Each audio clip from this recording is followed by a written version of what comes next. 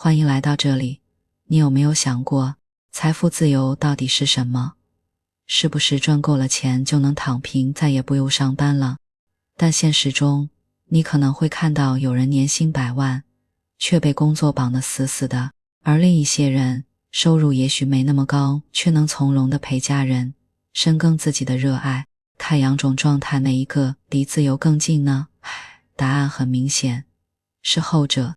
比笑来在他的书《财富自由之路》里一针见血地指出，财富自由的本质从来不是你银行里有多少钱，而是你再也不用为了维持基本生活而去出售自己的时间。钱说到底只是个工具，是时间说了算的自主权，是能自己决定做什么和谁做，什么时候做，不用为了房租、房贷被迫妥协，不用把最宝贵的时间耗费在那些无意义的内耗上。明明想好好钻研一项技能，却被无休止的加班挤占了所有精力。明明想多陪陪孩子，却不得不为了业绩牺牲陪伴时间。这就是我们没搞懂财富自由的核心。你以为你在追钱，其实是在追回时间的主导权。反过来看，那些真正实现财富自由的人，并不是因为他们的被动收入已经足以覆盖日常开销，时间彻底归自己支配。财富自由不是终点，它只是一个里程碑。就像吃饭是为了更好的生活，赚钱是为了拥有时间自主权，而不是为了从此不干活。如果你把财富自由当成一个不用努力的终点，甚至为了短期的高薪放弃了成长，反而离真正的自由越来越远。想要抓住这份时间自由，而是先把财富自由这个概念彻底想清楚、掰明白。只有先纠正有钱就等于自由的错误认知，把被误导的脑子洗干净。这正是我们接下来要深入聊的。先重塑底层认知，才能在财富自由的路上少走弯路。如果说财富自由是一场通往时间自主权的旅程，那认知就是你脚下的路。路走偏了，你再努力也只会离目标越来越远。清晰且正确的概念是我们一切思考的基石。所谓的洗干净脑子，本质就是剔除那些错误的认知，建立起正确的概念，让每一步行动都有精准的方向。这一步没做好，后面再好的实操方法也可能用错地方，白费力气。别让错误定义带偏了方向。很多人追了一辈子财富自由，却连它到底是什么都没搞懂。这正是最致命的起点错误。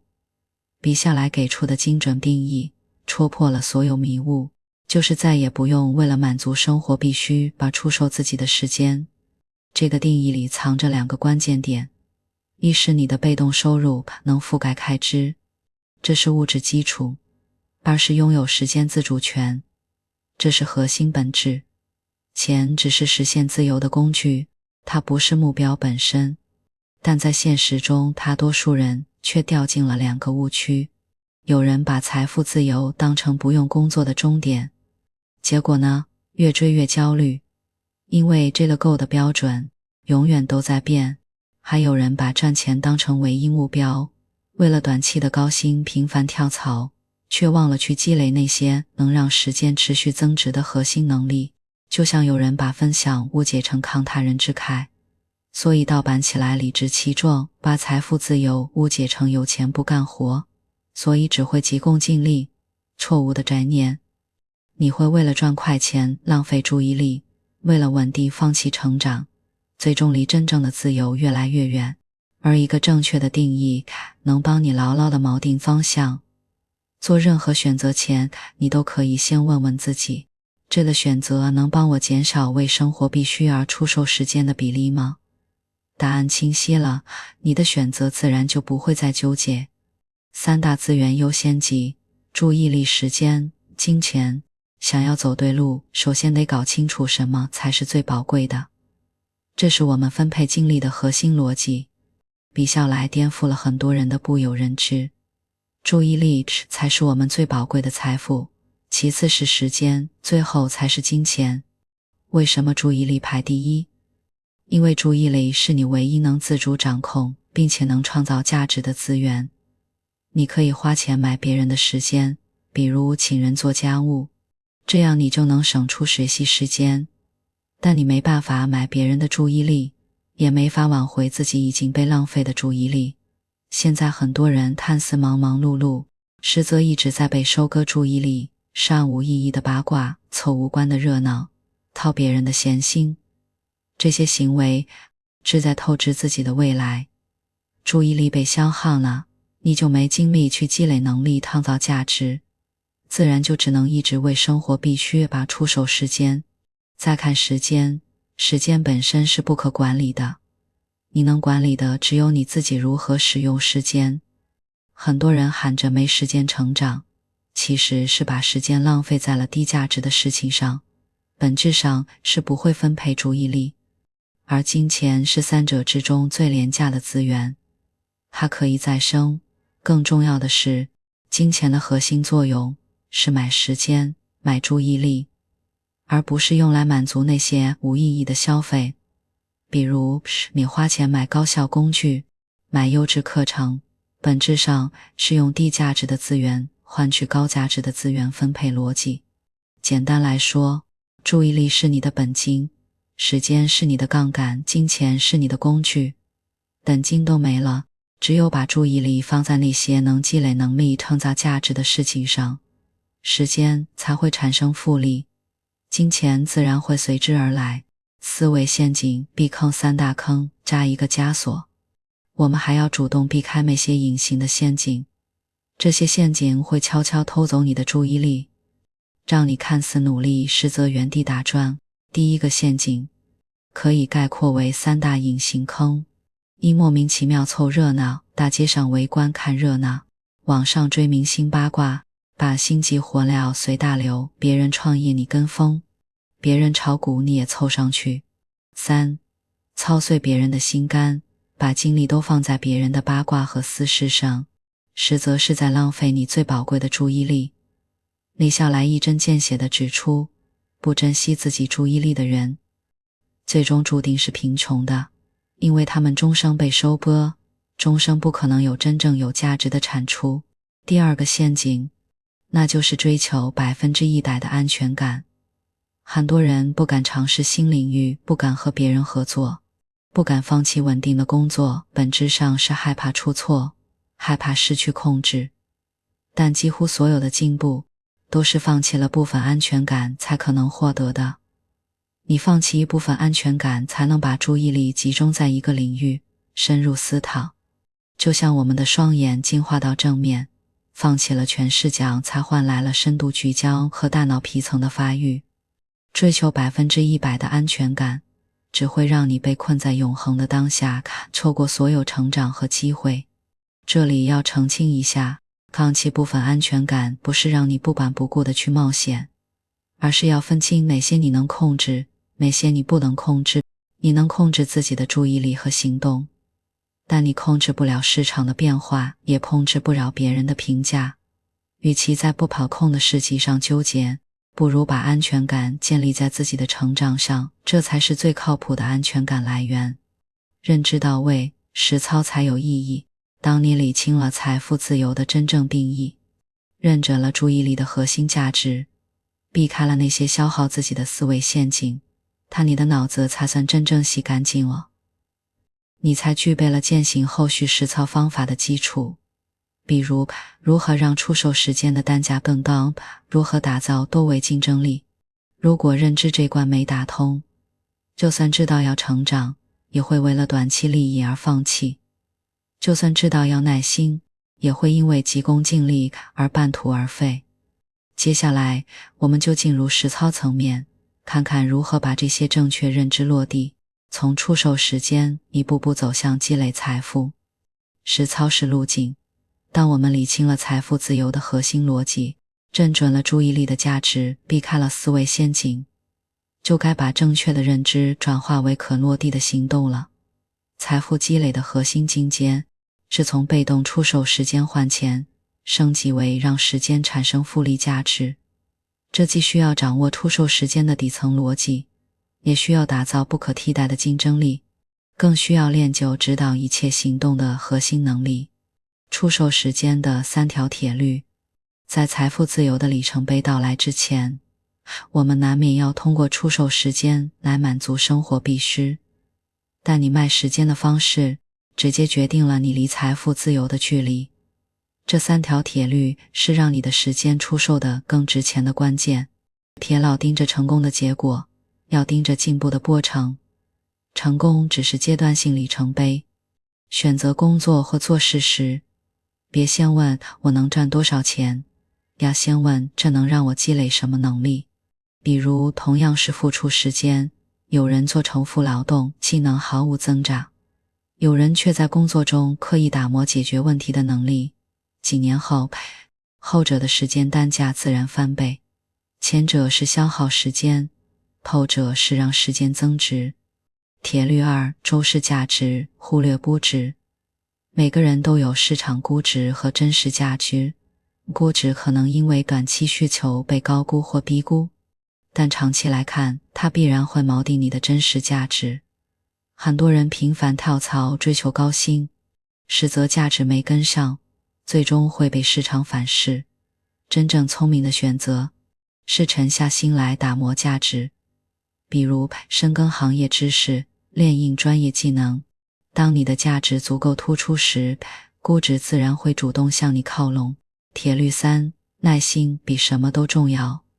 耐心的本质是复利效应，时间会放大你的每一分努力，就像打磨技能，初期进步看似缓慢，就会发现自己已经甩开了那些急于求成、拼残放弃的人。很多人离财富自由只差再坚持一下，在复利效应显现前就停了脚步。记住，财富自由不是赚快钱，而是慢积累的自然结果。竞争力打造普通人的突围之路，单靠一个维度的技能，很难在激烈的竞争中脱颖而出。毕竟每个领域的顶尖者都寥寥无几，但生活是多维度的。我们普通人完全可以通过维度组合来打造别人无法替代的竞争力。这里的核心逻辑是单维度比长度，多维度比面积。举个例子，你英语不是顶尖高手，但如果你把英语加上写作，再别加上某个行业知识，你就能成为稀缺的行业内容创作者。你编程不是最牛，但如果把编程加上运营，再别加上沟通能力，你就能成为团队里不可替代的技术负责人。多维度竞争的关键，而是至少有一个维度足够突出，然后你再叠加其他1到2个相关的维度，形成组合优势。在职场中，有人只会做 PPT， 就只能当个辅助，但有人懂 PPT 又懂业务逻辑，就能成为给老板做战略汇报的核心人才。在自媒体领域，有人只会写文字，但如果他把文字加上数据分析，再别加上用户运营，就能快速积累精准粉丝，实现商业变现。普通人不用在单维度死磕，打组合拳才是你突围的关键。这里有个落地的小提示，这可能是你相对擅长的技能，也可能是你愿意长期投入的领域。先把它打磨到超过你身边 80% 的人，然后再围绕这个长板补充1到2个相关的维度。比如你的长板是设计，那就补充沟通和营销，让自己既能做设计，又能对接需求，推广作品，这样你的竞争力自然就翻倍了。核心能力修炼，原认知能力。所有实操方法的核心支撑是原认知能力。简单来说，就是你能意识到自己的想什么，还能调整自己的想法，它能帮你避开情绪化决策，纠正错误思维。持续优化行动，是你让所有努力不跑偏的底层操作系统。为什么它这么重要？很多人明明知道要成长，却忍不住为了短期利益而放弃。明明知道要耐心，却因为一点挫折就半途而废。本质上就是原认知能力不足，无法驾驭自己的思维和情绪。而原认知强的人，能在冲动时叫停自己，在迷茫时复盘自己，在犯错时修正自己，让每一次行动都朝着目标靠近。比笑来提供了3个落地方法。第一个是坐想，每天花15到20分钟，闭上眼睛，专注呼吸，让注意力从杂乱的思绪中抽离出来，而是在锻炼你的专注能力，让原认知有机会观察自己的思维。久而久之，你就会更容易在做事时保持专注，不容易被打扰，在自己热爱的事情里全神贯注地投入。比如养花、弹琴、编程，当你沉浸在兴趣中时，会自然而然地打磨技能，同时也能锻炼你主动专注的能力，而这正是原认知的重要体现。第3个是分钟复盘一下，今天我做了什么？当时的想法有没有偏差？有没有更好的选择？比如你今天因为情绪差敷衍了工作，下次再遇到类似情况，你就会主动调整心态，而不是被情绪带偏，是让你的行动形成复利。这些方法看似简单，但核心在于持续践行。出手时间的3条铁律，帮你把每一份时间都用在增值上，原认知能力帮你确保行动不跑偏。3者结合就能让你的努力形成复利，从1份时间换1份钱，逐步升级为1份时间产生多份价值。所有实操方法的坚持都离不开正确的心态支撑，比如没有活在未来的心态，你就很难坚持长期打磨技能；没有把成长当刚需的价值观，你就容易在短期诱惑面前放弃。这正是我们接下来要深入探讨的心态与价值观。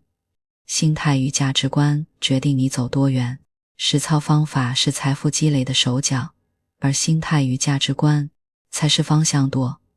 很多人掌握了赚钱技巧，打磨了核心能力，却在财富自由的路上半途而废。核心原因就是心态跑偏，价值观模糊。就像航行的船，动力在阻，如果方向错了，或者耐不住风浪，终究到不了目的地。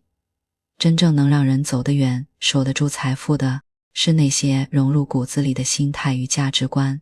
核心心态、耐心与延迟满足。财富积累的本质是复利效应，而复利生效的前提是时间加上耐心。耐心是一切成长的刚需，也是财富自由路上最稀缺的品质。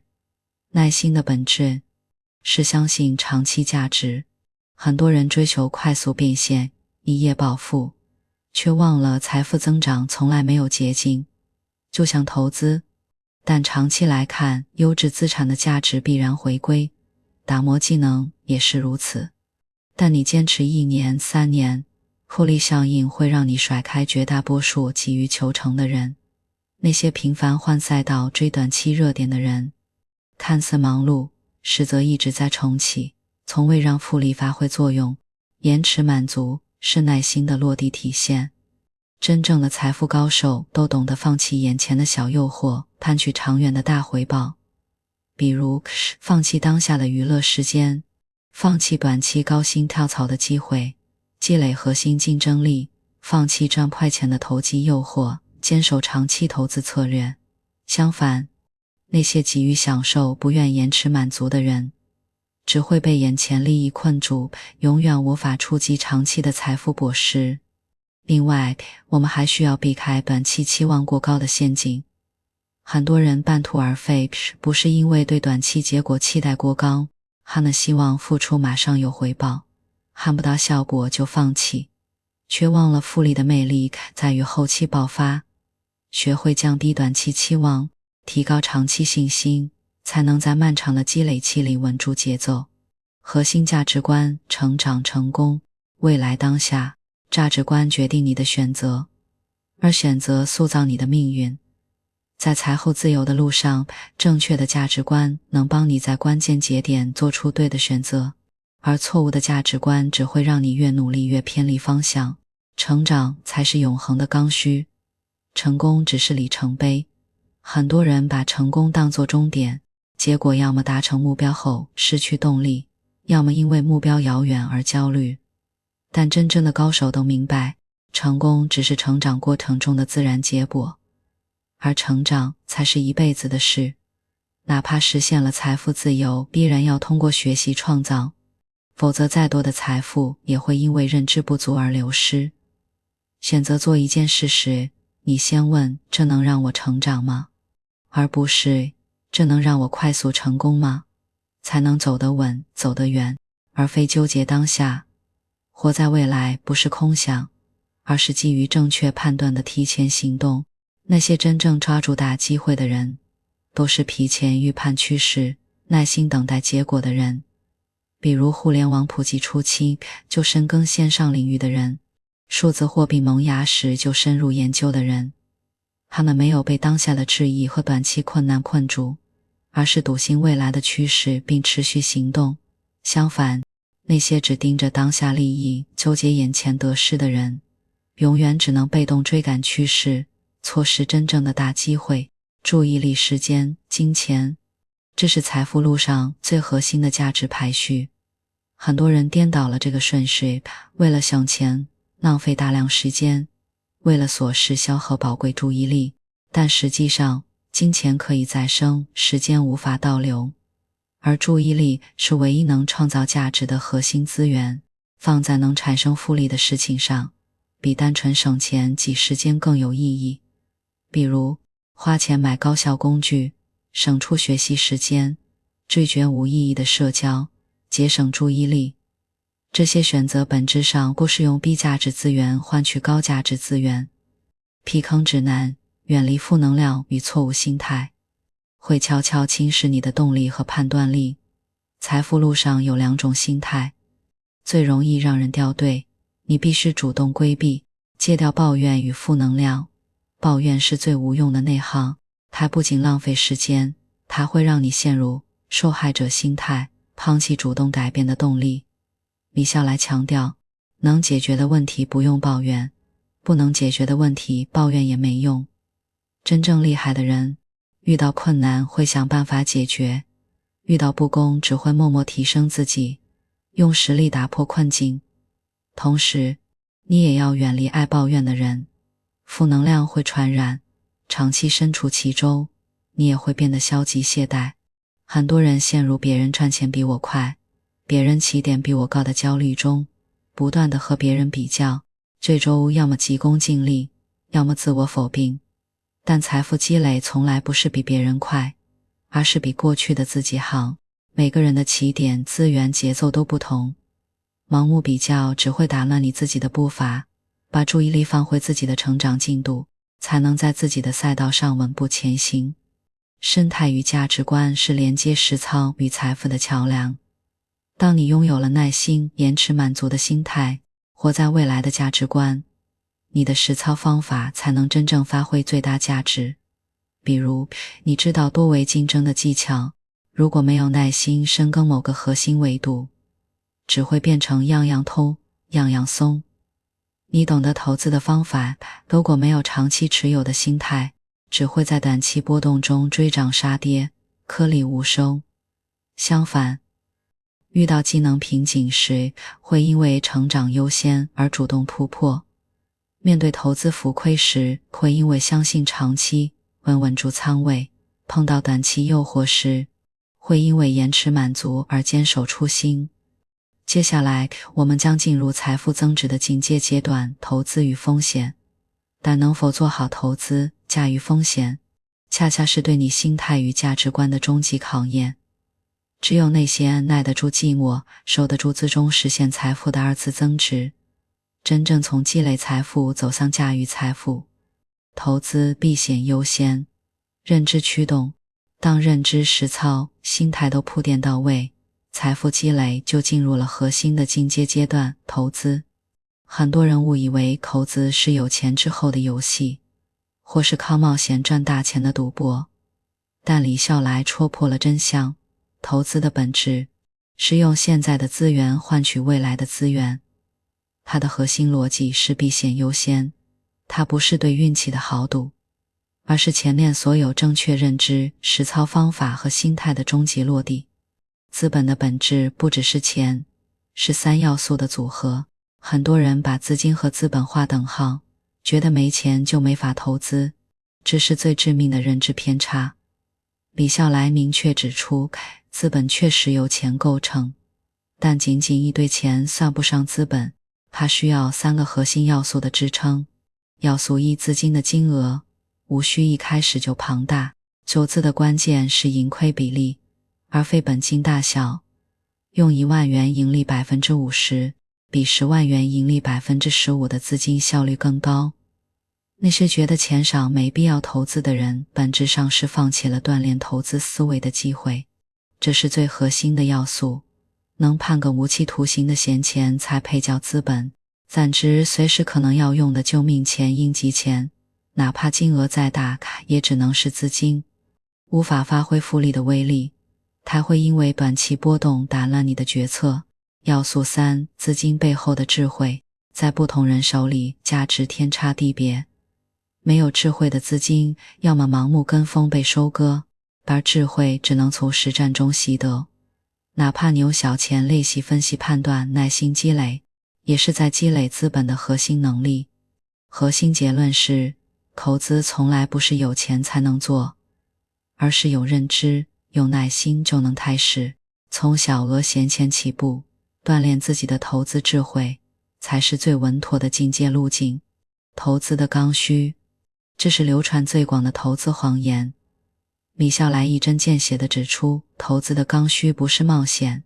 那些看似冒险成功的人，本质上是把注意力都放在了如何不踩雷上，而非如何赌一把。